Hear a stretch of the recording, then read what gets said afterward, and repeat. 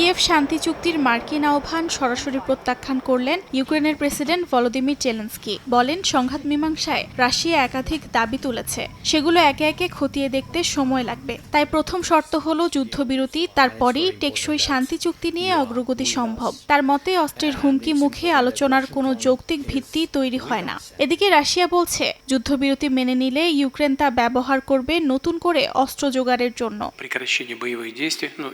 এদিকে রাশিয়ার president Vladimir Putin ইউক্রেনকে যুক্তরাষ্ট্র ও ইউরোপীয় দেশগুলোর মাধ্যমে শক্তিশালী নিরাপত্তা নিশ্চয়তা প্রদানে রাজি হয়েছেন। রোববার সংবাদ মাধ্যম সিএনএনকে দেয়া সাক্ষাৎকারে ট্রাম্পের বিশেষ দূত স্টিভ উইটকফ একথা জানান। উইটকফ বলেন, এটি আলোচনায় গুরুত্বপূর্ণ প্রভাব ফেলতে পারে। পুতিনের এই সিদ্ধান্ত মোড় বদলে দিতে পারে বলে মন্তব্য করেন তিনি।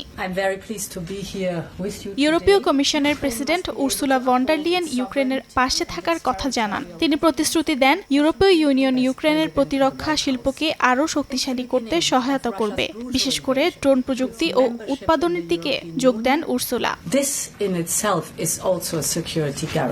অর্জিতা শেহজিন, সময় সংবাদ।